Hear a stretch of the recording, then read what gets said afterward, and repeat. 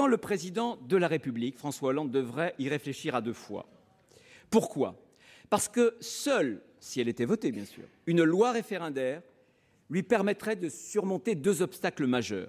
Premier obstacle, on en a parlé hier, la conventionnalité qui tient à l'article 55 qui donne aux traités, aux conventions internationales, une autorité supérieure à la loi ordinaire. Alors comment allez-vous vous y prendre avec les innombrables conventions, accords bi- ou multilatéraux qui traitent justement de la filiation ou du mariage? Vous connaissez comme moi, madame, vous connaissez comme moi la jurisprudence de la Cour internationale de justice. Vous savez aussi quelle interprétation on donne à l'article sur l'interprétation des traités de la Convention de Vienne, sur le sens des mots.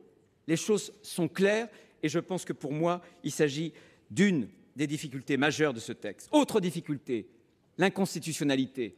D'autres que moi, Jean-Jacques Thiest, y reviendra tout à l'heure. Simplement, je pense que cette réforme fait violence à notre identité constitutionnelle et plus particulièrement à ce que l'on appelle plus familièrement, pour ce qui concerne les juristes, les droits fondamentaux reconnus par les lois de la République.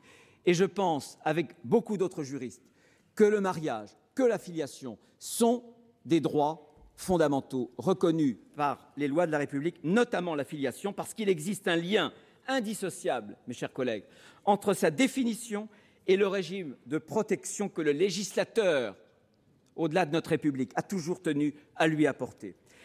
Vous voyez, les arguments juridiques ne manquent pas, mais au bout du compte, l'affaire est politique. L'affaire est politique puisque c'est au président de la République d'en décider. Et on sait depuis 1962 qu'il n'aura aucun contrôle, pas même celui du Conseil constitutionnel, qui se refuse à contrôler et à examiner la constitutionnalité des lois référendaires. Politique aussi, évidemment, parce que cette question concerne les Français d'aujourd'hui, les Français de demain, les autres, les nouvelles générations. Et on ne peut pas engager ici, avec une majorité parlementaire nécessairement éphémère au regard des générations, par un texte qui va remettre en cause notre pacte social seulement par une loi ordinaire. Si François Hollande, en s'exprimant au Congrès des maires, a parlé de liberté de conscience, c'est bien qu'il y a une gravité exceptionnelle, bien plus grave que le cumul des mandats, que pourtant le premier secrétaire du Parti socialiste, M. Harlem Désir, personnage considérable puisqu'il a succédé à François Hollande, voudrait porter devant les Français pour qu'ils en décident par la voie du référendum. Et dimanche, je salue tous les collègues d'ailleurs alsaciens, j'espère que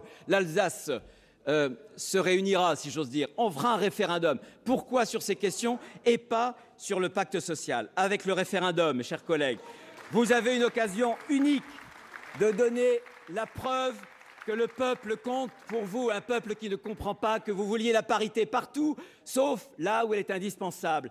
Un peuple et des élus qui ne comprennent pas qu'on brandisse à tout bout de champ le principe de précaution pour du sous-espèce protégée de tritons, etc., alors que lorsque des pédopsychiatres nous mettent en garde, nous abandonnions toute prudence. Le peuple que vous ne voulez pas entendre quand il défile par centaines de milliers dans la rue, M. Hollande devrait se souvenir de l'anaphore. Moi, président, je ne diviserai pas les Français. Il a une occasion de les réconcilier par le référendum. Vous avez une occasion de montrer que le socialisme n'est pas devenu qu'un néolibéralisme libertaire, comme le dit dans son excellent livre Laurent Bouvet, Le sens du peuple, ce livre. Il n'est pas trop tard. Revenez au peuple, revenez à la réalité, revenez aux sources de la République, aux sources de la démocratie. Faites ce référendum, Monsieur le Président de la République, parce que oui, Madame la garde des Sceaux a raison, il s'agit bien d'une réforme de civilisation et on ne change pas subrepticement, on ne change pas de civilisation par une loi ordinaire au gré des majorités parlementaires passagères. Merci.